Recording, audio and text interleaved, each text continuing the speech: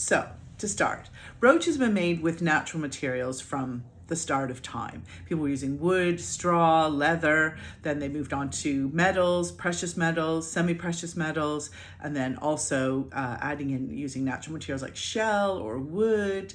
You can use bog oak, petrified wood, jet. All these things are naturally occurring in the environment.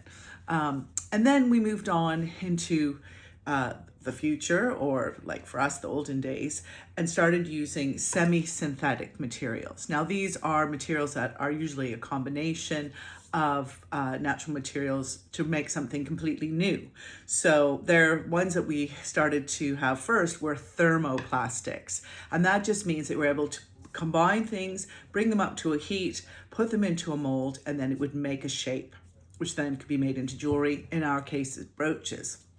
Now, the thing with thermoplastics is if you add heat again after they've been made, they will melt. So things like celluloid, gallolith is a really good example, and also gutta percha. So gutta percha was used in Victorian times. They still use it today. It's Malaysian rubber and materials are added with it, and it's used for the inside of golf balls or sometimes for teeth implants. Don't want to go too much into that, but they were made for mourning brooches. So jet was very expensive, hard to work with. It was very hard material. That's a petrified wood, petrified vegetation that's found here in the UK in Whitby.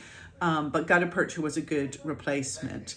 Then celluloid is, again, it's a combination of different materials, and then some liquid like chemicals were put in, and when they evaporated, it became quite solid.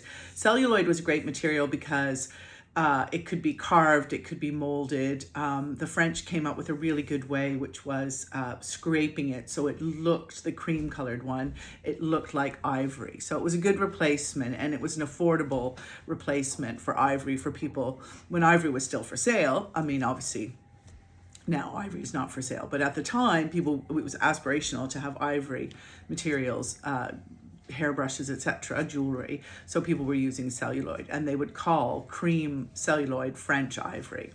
Another material is gallolith, and that was created looking for a replacement for horn, and that's a mixture of formaldehyde and casein or milk proteins. And that sort of started in France, moved to Germany, and it was a really popular material because you could polish it, it could be lots and lots of bright colors. We see lots of 1920s Art Deco jewelry made with gallolith. Again, these products, if heat was on them again, they would melt. They would go into another form, so they weren't a permanent plastic.